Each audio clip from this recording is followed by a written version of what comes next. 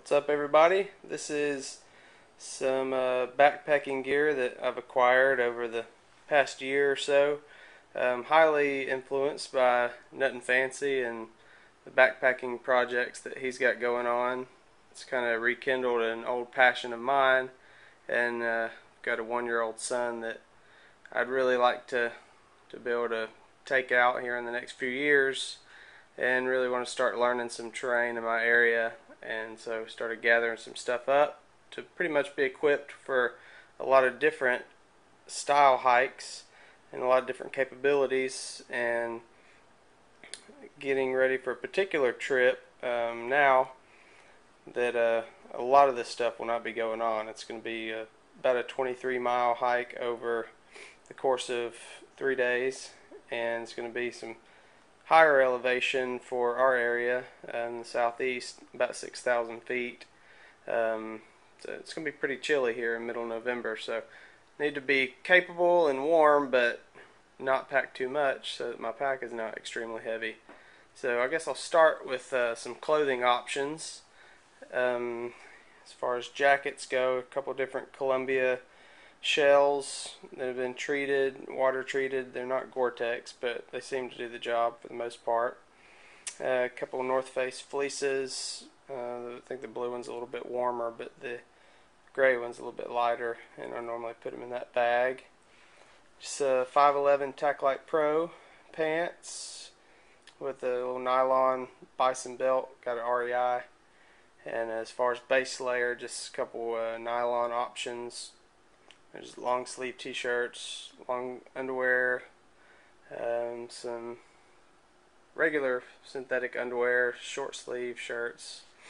There's a nylon hat, and the ski mask is basically just for sleeping. Went in October, and the nose and mouth got pretty cold, so I'm going to try that option. Also some different gloves. Those are mechanics gloves that I'll use with a trekking pole and on the hikes. The warmer gloves will be sitting around camp, and then also have some fire gloves that will be with the fire making stuff. As far as sleepwear goes, a couple different pad options. My last trip I took both. I rolled the green pad into the blue pad. That's just a foam pad from Walmart. The blue one is. The green is Mummy self-inflatable from Academy. And this trip I might not take the blue one just to save some weight, although I realized that its biggest benefit was keeping me warm. Every time my feet would get off of the blue pad, I would wake up cold, so I don't know if it would be extremely smart to leave that. That's just a little fleece sleeping bag, the blue one, that goes inside of one of these two Mummy bags. The orange Mummy bag is a Ledge 20 degree, and the blue one is a Kelty 15 degree. I think the models are a Featherlight and a Serrano for the Kelty. Kelty, I believe, is quite a bit warmer. Haven't tried the Ledge out yet, but the Ledge packs down in a teeny tiny, pretty much soccer ball size stuff sack, even with the blue fleece bag inside of it. So I might give that a shot. That's my tent. It's just a North Face Canyonlands one-man tent that picked up at a garage sale for 15 bucks in perfect condition, so you can't beat that. Shoe options, Tevas for camp shoes, backups, and the Merrell. Those are Perimeter Gore-Tex. I might not take the camp shoes because I didn't use them last time, but I had a pair of boots blow the sole out on me not too long ago, and had to hike out in my sandals, so kind of learned my lesson there. Superfeet insoles, great. Sock options are just some liner socks there, and Smart Wools seem to do the job, and just Rocky Mountain low gaiters.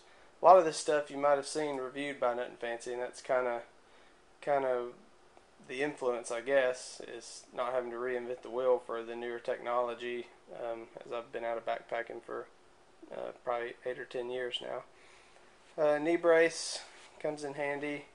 That's just a little camp stool that will not go on this trip. It's pretty heavy. It's not the aluminum.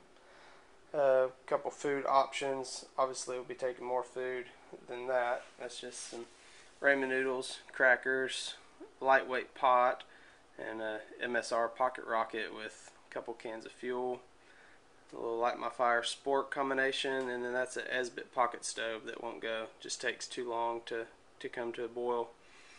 Camelback, this is 3 liter, Nalgene canteen with a insulator in case it gets under freezing up there, which it probably will. The Catadine Hiker, or I don't know if that's the right pronunciation. The Nalgene canteen, a little Mylar bag for pumping the filter into, and the water bucket that'll probably not go. It's kind of heavy. That's my rain cover, my pack cover right there, and the yellow bottle is pee bottle, so no confusion there. First aid kit that is highly capable, based on Nothing Fancy's level 1 first aid, so a lot of capabilities in there. Some unmentionables, Gorilla duct tape, little 90-cent trowel. Getting into the lighting, just a cheap little $20 headlamp that's 50 lumens and quite bright, and that other Coleman Max there is extremely bright and lightweight at 115 lumens. Deodorant, contacts, that sort of thing.